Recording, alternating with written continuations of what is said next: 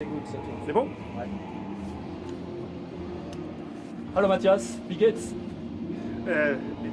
Es geht sehr gut. Ça va très bien. Merci. So let's do it in English, please. Yes, I know. We have all three languages. Yes. We saw you maybe 7 years ago here at the Hellfest. Yeah.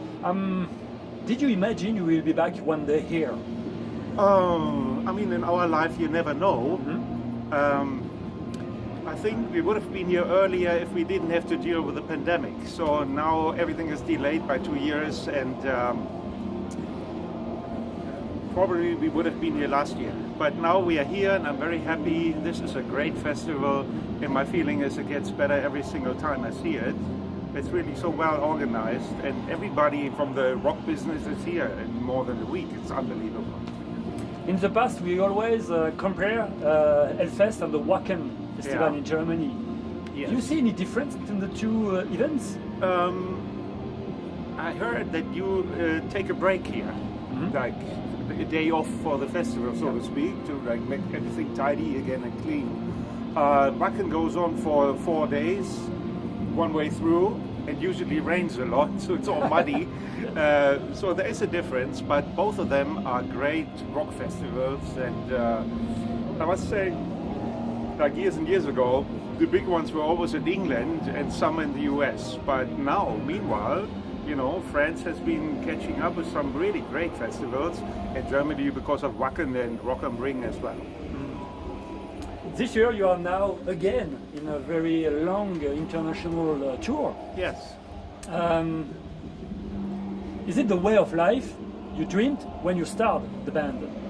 I mean, when I joined the band, it's like 44 years ago.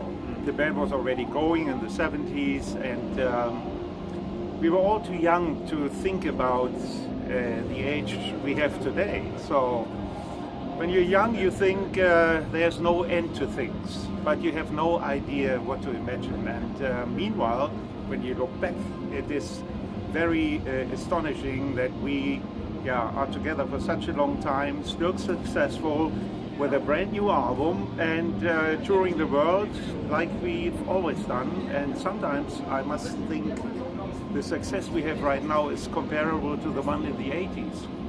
You know, every place is full, sold out, and the fans are very enthusiastic, and we gain a lot of new ones. You know, young people are enjoying the Scorpions music, which is great. Yeah. Yes.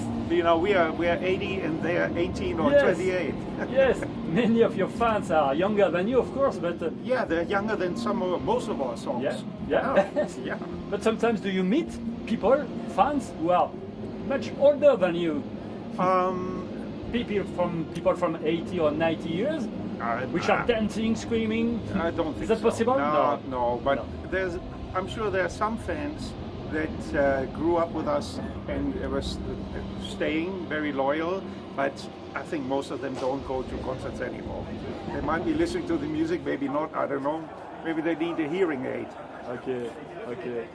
You are from Germany, which has a very strong story with France. I mean, about history, culture, and etc.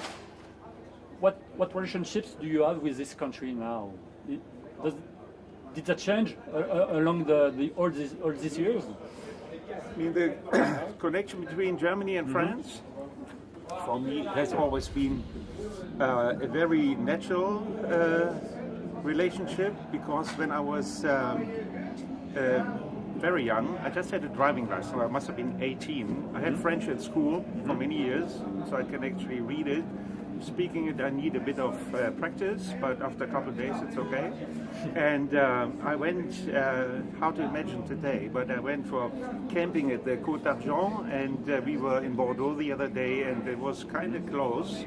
It reminded me, I always liked it here, always. And Paris is my favorite city in the world. Yeah. Absolutely. Yeah. Okay. There's a special song about Paris, about the Bataclan. Yeah. Yes. How did you get the idea?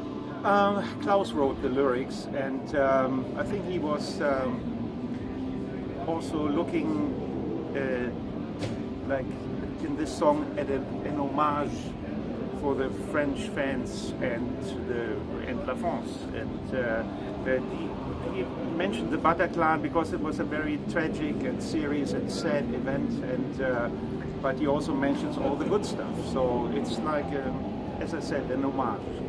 Will you play this song tonight on stage? Depends? I don't think so. No. I think we thought this is not intimate enough. Yeah.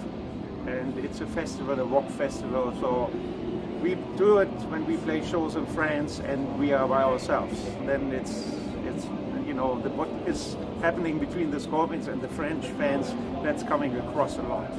Here, it might get lost. Okay, I understand. Let's talk about your last album. Are you proud of Rock Believer? Yeah, I would say yes. One can be proud. We were using the downtime during the pandemic, and we're working just amongst ourselves in a bubble in our hometown. We couldn't travel anywhere. The producer could not come in, so we produced it ourselves. And I guess we have enough experience. So, and you can hear it. It turned out to be pretty good.